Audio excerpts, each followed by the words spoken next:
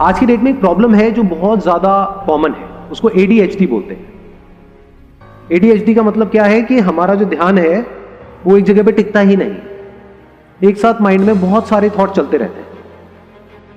एक प्रॉब्लम है कि पहले जो हमारा ध्यान, आप ये कह सकते हो, चारों तरफ से जकड़ा हुआ है, वो हमारे कंट्रोल में नहीं है, किसी और के कंट्रोल में है, किसी ऑब्जेक्ट के कंट्रोल में है, किसी पर्सन के कंट्रोल में है, कुछ सिचुएशन के कंट्रोल में है, एक्सटर्नली बहुत कुछ है जिसके कंट्रोल में है हमारी जो attention.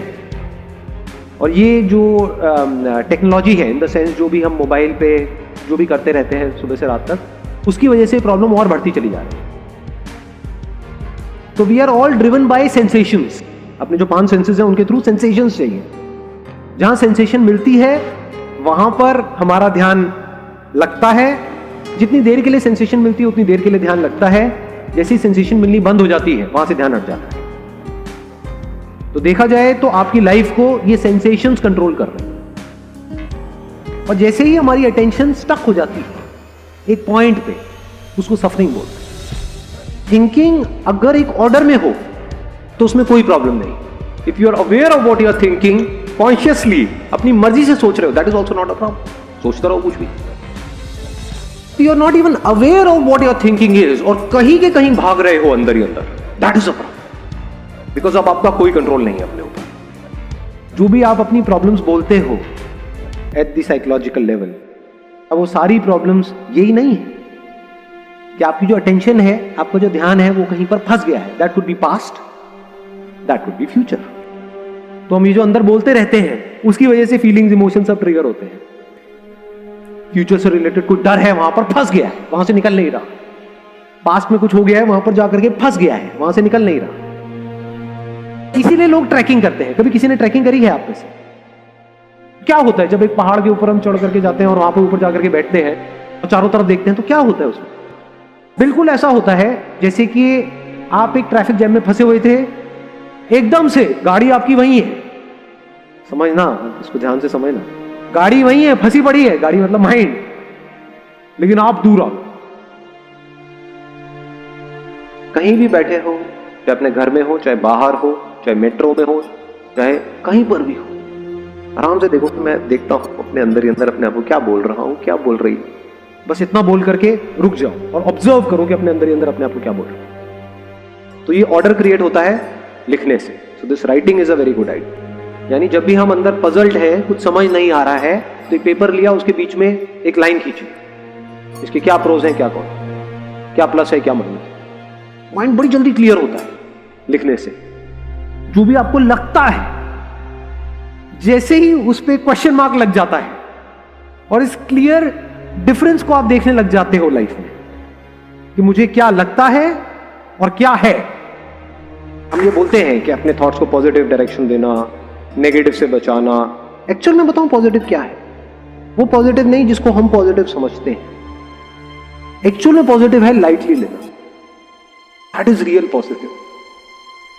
Once you take things lightly, that is real positive. फिर क्या है, आप अननेसेसरी साइड्स नहीं लेते हो।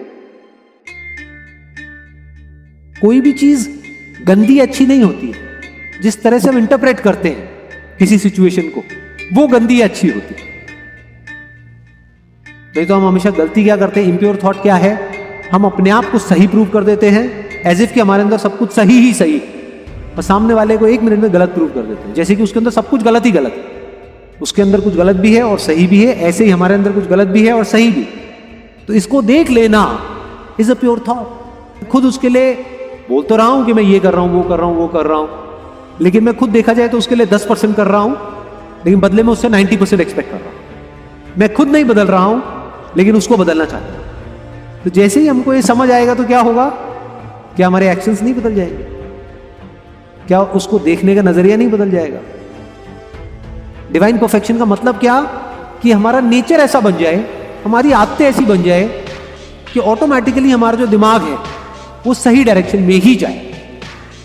उसी को कहेंगे ना डिवाइन परफेक्शन। यानी कि कुछ ऐसे थॉट्स जिसका एंड रिजल्ट खुशी हो,